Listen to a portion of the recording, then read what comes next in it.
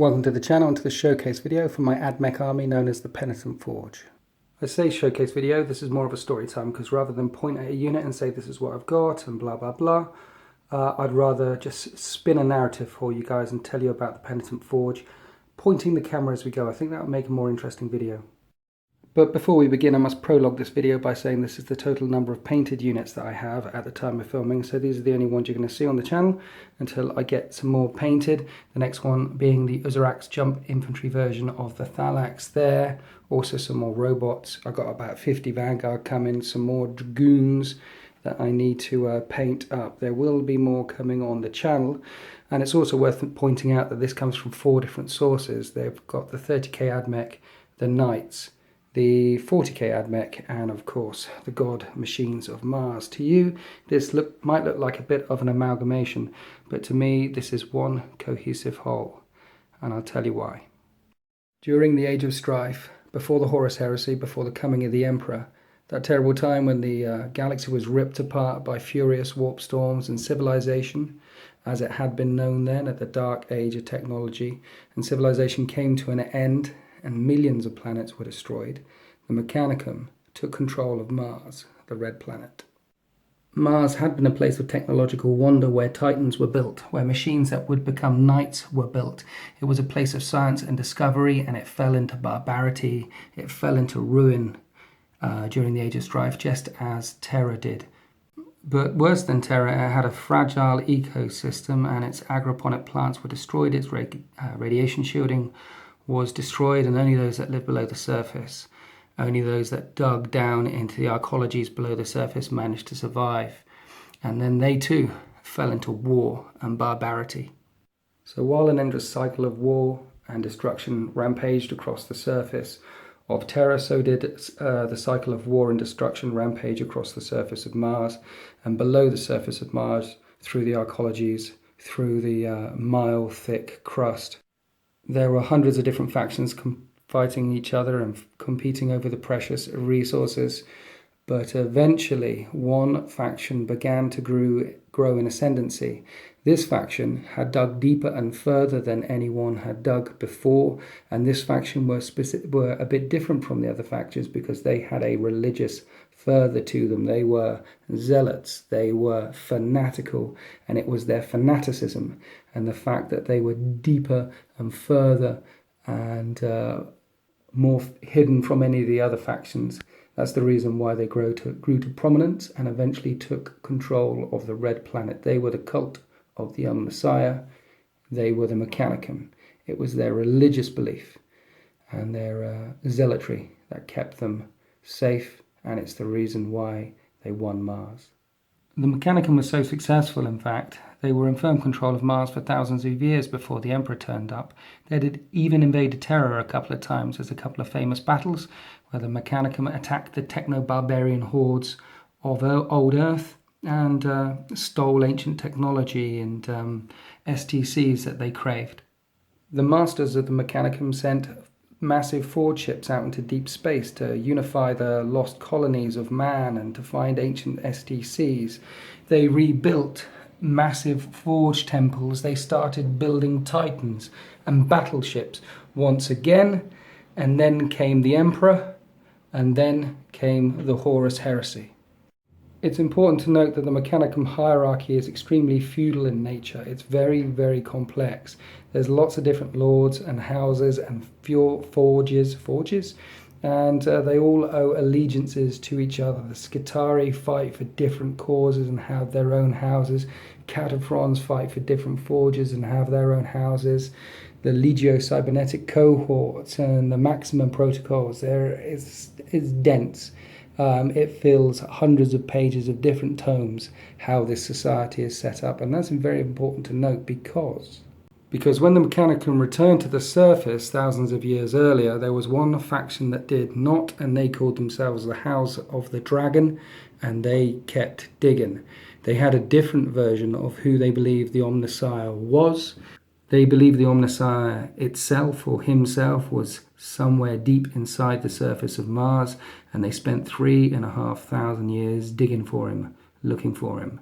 They never could find him, But they came to believe that it was a dragon mechanicoid creature, and they called themselves the House of the Dragon. And 500 years after the Horus Heresy, they finally came back to the surface.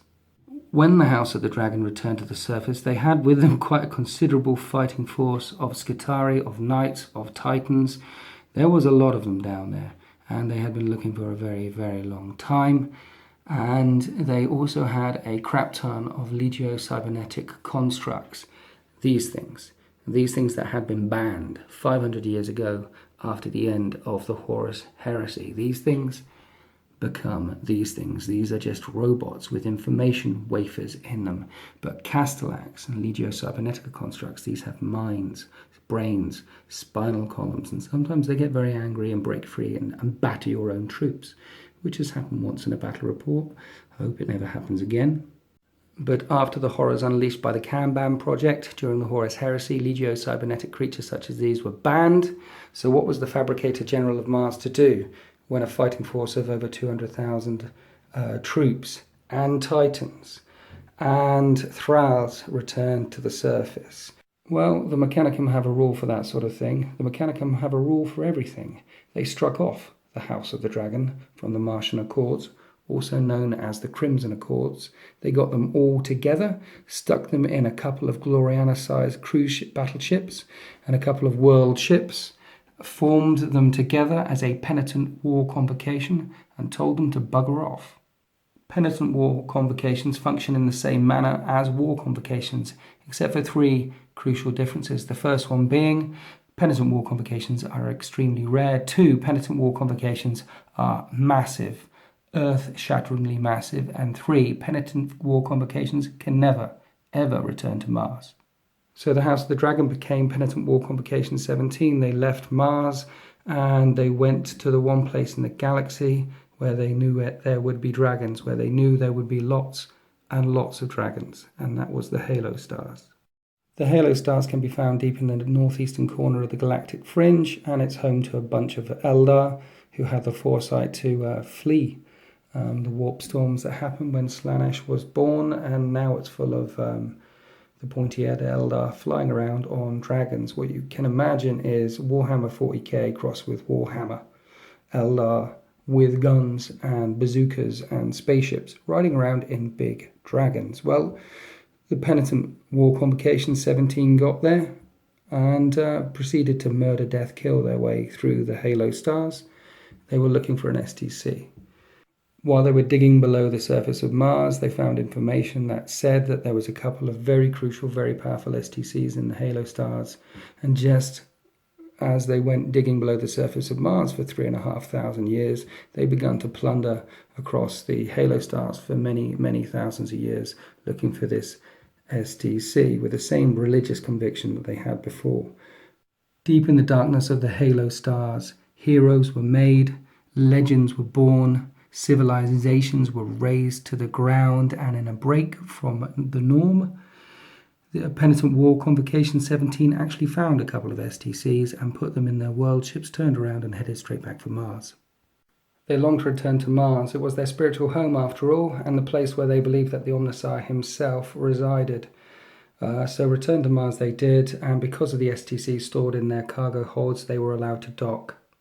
Penitent War Convocation 17 was disbanded, and some of them were allowed to return to the fold, but most of them did not, because most of them still had a very different view of who the Omnissiah was and who the Omnissiah is, and the Martian Accords can never be overwritten. And also there was still a chunk of Legio Cybernetica in amongst their army and in amongst their tagmata, and this of course was banned.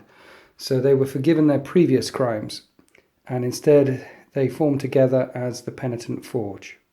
Or rather, they were recognized as a forge in their own right, the Penitent Forge. You see, a war convocation has to keep going, has to keep fighting. It will never be rearmed, refitted, refueled. It just keeps going until it burns itself out. But because these guys found a couple of STCs and were able to return them to the glory of Mars, they were allowed to form their own forge, and they were rearmed, refueled, refitted, and told to bugger off again, and have never, in 8,000 years, returned to Mars. Because they're not a Penitent War Convocation, they are allowed to rearm, refuel, and refit at any forge world that will have them. But because they stand outside the Martian Accords, it means that any other Adeptus Mechanicus force or Tagmata can attack them with impunity, and they often find themselves fighting other Admech forces who want what they have, who want to steal the tanks and things that they got. So the Penitent Forge are a fleet-based Mechanicum forge that consists of one remaining Gloriana-class battleship, a couple of world ships and over 100 frigates. They have their own knightly houses, they have their own Legio Titan legions, and they still they still own some cybernetic constructs, and they still use them and deploy them to this day. They have been told quite clearly that they could rejoin the Adeptus Mechanicus hierarchy if only they gave up the Legio cybernetic constructs and gave up their ridiculous belief that the Omnissiah is alive and well and living below the surface of Mars. All they have to do is stop that, and there will be a place for them at the table, but for 8,000 years they've chosen not to do that. These are not scientists, these are not explorers, these are religious warriors after all, and so they believe what they believe and they continue their crusade throughout the galaxy in the name of the Omnissiah. So there we have it. The Penitent Forge are a fleet-based Adeptus Mechanicus Tagmata that are cut off from their spiritual homeland and are looked down upon and derided and often attacked by their own kind. They find themselves floating through the cold darkness of space in a grim, dark galaxy where there is only war, attacked by their own kind, cut off, adrift, alone.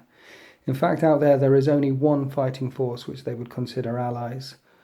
It's a legion of Space Marine chapters. They are the sons of the 13th founding chapters. They are known as the 13th.